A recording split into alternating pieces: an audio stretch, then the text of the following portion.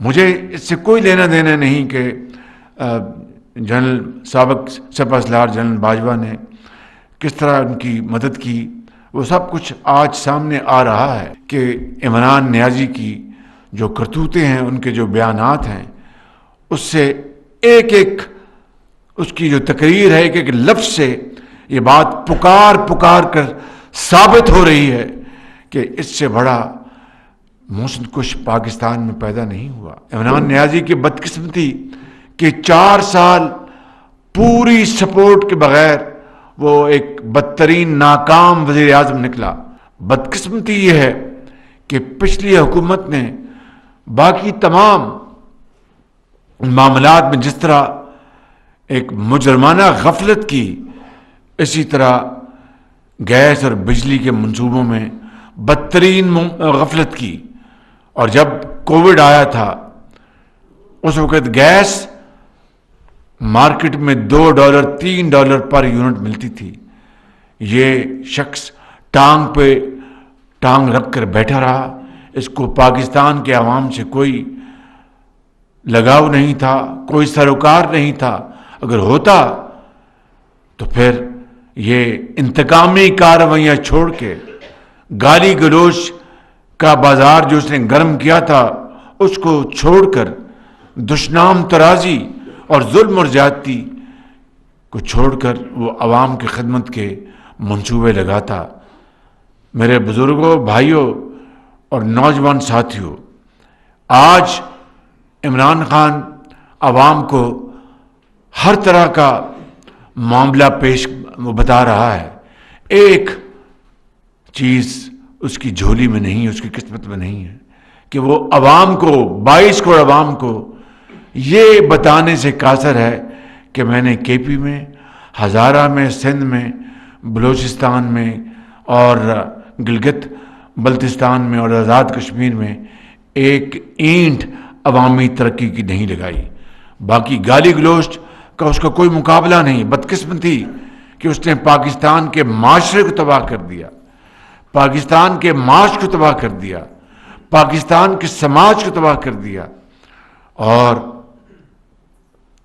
یہ دیکھیے کہ یہ میں نے کہا تھا چند ماہ پہلے، یہ زیادہ دور کی بات نہیں ہے، میں نے کہا تھا اور بڑا سوچ سمجھ کے کہا تھا کہ میں نے اپنی زندگی میں اس سے بڑا منافق اور محسن کش اور ناشکرہ انسان، بے دیدہ انسان نہیں دیکھا۔ اب آپ دیکھیں کہ وہ بات، کاش کہ یہ میری بات سچ ثابت نہ ہوتی، لیکن آپ خود دیکھیں کہ عمران نیازی کی جو کرتوتیں ہیں، ان کے جو بیانات ہیں، اس سے ایک ایک اس کی جو تقریر ہے، ایک ایک لفظ سے یہ بات پکار پکار کر ثابت ہو رہی ہے کہ اس سے بڑا محسن کش پاکستان میں پیدا نہیں ہوا۔ وہ مجھے اس سے کوئی لینا دینا نہیں کہ جنرل سابق سپہ سالار جنرل باجوہ نے کس طرح ان کی مدد کی، وہ سب کچھ آج سامنے آ رہا ہے۔ لیکن جس شخص نے پوری قوت کے ساتھ عمران نیازی کو مسند اقتدار پہ بٹھایا اور 4 سال افواج پاکستان کا پورا ادارہ، تمام قوت اور صلاحیتیں جھونک دیں کہ عمران نیازی کسی طریقے سے کامیاب ہو جائے، اور یقیناً ان کا خیال تھا کہ اس سے پاکستان آگے بڑھے، پاکستان ترقی کرے، کہ جو بھی وجوہات تھیں، لیکن اس ادارے نے تمام کاوشیں جو ہیں وہ جھونک دیں کہ عمران نیازی کامیاب ہو اور اس کے ذریعے پاکستان ترقی کے سفر پہ آگے بڑھے۔ عمران نیازی کی بدقسمتی کہ 4 سال پوری سپورٹ کے بغیر وہ ایک بدترین ناکام وزیر اعظم نکلا، اور جو لوگ جنہوں نے اس کو مسند اقتدار پر بٹھایا آج کس طرح کے کبھی ان کے اوپر الزام تراشی کر رہا ہے۔ یہ ہے وہ بات، اور اللہ تعالیٰ کا بھی حکم ہے کہ اگر آپ یعنی انسانوں کے آپ شکر گزار نہیں تو میرا آپ کس طرح شکر ادا کر سکتے ہیں. یہ قرآن اللہ تعالیٰ فرماتا ہے. تو آج وہ شخص کہتا ہے کہ جنرل باجوہ کے بارے میں جو الفاظ میں نے مثال اس لیے دی ہے، صرف اس لیے دی، اور کوئی میرا مقصد نہیں، کہ یہ شخص کتنا محسن کش ہے. اگر کوئی کسی کے اوپر کوئی چھوٹا سا احسان کرے، کوئی چھوٹا سا احسان کرے، تو وہ جناب، وہ اگر کوئی شخص واقعی وہ انسان ہو تو اس کے اوپر نظریں نہیں اٹھتی. وہ کہتا ہے کہ یار اس بندے نے مجھ پر احسان کیا تھا، میں چلو یہ ہوگی زیادتی، میں اس کے اوپر کوئی بات نہیں کروں گا. یہ ایک دنیا کا نظام ہے. مہذب معاشروں میں یہی وہ ویلیوز ہے، اقدار ہیں کہ آپ ایک دوسرے کی عزت کریں، محبت سے پیش آئیں. اگر کوئی کسی کے اوپر احسان کرے تو اس کا شکریہ ادا کریں اور احسان مندی کا اظہار کریں.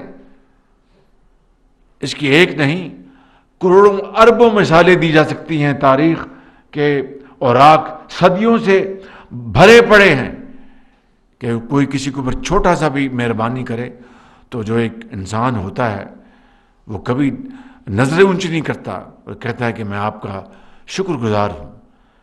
یہ وہ شخص ہے. اور دیکھیے کہ ہمارے جو مربی، وہ ہمارے برادر ممالک جنہوں نے پاکستان کا ہمیشہ 75 سال سے بھرپور ساتھ دیا، چاہے جنگ ہو، چاہے امن ہو، چاہے زلزلہ آیا ہو، چاہے سیلاب آئے ہوں، انہوں نے کبھی پیچھے مڑ کے نہیں دیکھا. پاکستان کا ہمیشہ انہوں نے ہاتھ پکڑا اور اربوں ڈالر ان 75 سالوں میں پاکستان کو بغیر کسی شرط کے حوالے کیے. ان میں سعودی عرب پیش ہے، اس میں یو اے ای پیش ہے، اس میں قطر پیش ہے، چین پیش ہے، اور دوسرے ممالک. ان کو اس شخص نے بری طرح ناراض کیا. میں وہ باتیں یہاں پر آپ کے سامنے رکھ نہیں سکتا کیونکہ میرا منصب اس کی اجازت نہیں دیتا. میری جو یہ ذمہ داری ہے اس کا تقاضا ہے کہ یہ راز میرے دل میں رہیں. قبر تک میں ان رازوں کو راز بنا کے رکھوں، اس لیے کہ وہ ہمارے بڑے مربی اور دوست ممالک ہیں. اگر ذرا سی میں بات کر دوں تو آپ یقین کریں کہ آپ اپنے دانتوں سے انگلیاں آپ کاٹیں گے کہ اتنا اس شخص نے پاکستان کے دوستوں کو ناراض کیا اور ان کو دور کیا. یہ ہے وہ حالات جس کے نتیجے میں پاکستان آج اس تباہی کا شکار ہے. لیکن جس طرح یہاں پر پیر صابر شاہ صاحب نے کہا کہ ایک بہت بڑی قیمت ادا کی ہم نے جب یہ حکومت ہم نے سنبھالی، لیکن ہمیں یہ تو اندازہ تھا کہ معاش کے حالات خراب ہیں، لیکن مجھے یہ اندازہ اتنا نہیں تھا کہ بالکل یہ عمران خان نے ہر چیز کی تباہی کر دی ہے. کل میں نے دن میں چین کے وزیر اعظم سے میں نے بات کی پونا گھنٹہ، اور انہوں نے جس طرح چین پاکستان کا، یاد رکھنا میری بات، سعودی عرب کی طرح چین پاکستان کا بہترین دوست ہے. یقیناً اس میں قطر، یو اے سب شامل ہیں، لیکن چین کو اللہ تعالیٰ نے معاشی طاقت بھی دی ہے، فوجی طاقت بھی دی، ہر چیز دی ہے. تو کل ان کے وزیر اعظم سے میں نے پون گھنٹہ ٹیلی فون پہ بات کی اور ان کو بڑا اچھا تبادلہ خیال ہوا. ان کا شکریہ ادا کیا کہ جب میں چین کے دورے پہ گیا تھا ابھی نومبر میں، اور معاملات آگے آہستہ آہستہ بڑھنے شروع ہو گئے ہیں. سی پیک کا عمران نیازی نے جنازہ نکال دیا، خالی جنازہ نہیں نکالا، چینی کمپنیوں کے اوپر بے بنیاد الزامات لگائے کرپشن کے. تو مجھے بتائیں کہ ایک ملک، آپ کے ملک میں 30 ارب ڈالر کی سرمایہ کاری کر، 30 ارب ڈالر کی سرمایہ کاری کرے، اور اس کے نتیجے میں بجائے اس کا شکریہ ادا کرنے کے کہ آپ ان کے اوپر الزامات لگائیں. یہ عمران نیازی نے خود اپنے جو اس کے چیلے چانٹے تھے ان کے ذریعے کروائے، اور چین بے پناہ ناراض ہو گیا. تو میں ابھی جب دورے سے ہو کے آیا ہوں تو مجھے کسی نے پوچھا کہ کیسا دورہ رہا. میں نے کہا کہ بہت محبت اور بڑی گرم جوشی سے انہوں نے ہمیشہ کی طرح میرا اور میرے ساتھیوں کا استقبال کیا۔ وہ پاکستان کے عوام کے لیے محبت تھی ان کی، میری ذات کے لیے نہیں، کیونکہ میں تو آپ کا چنا ہوا آدمی ہوں، مگر برف ابھی پگھلی ہے۔ اور اسی طریقے سے ہم باقی جو ہمارے دوست ممالک ہیں ان سے بھی تعلقات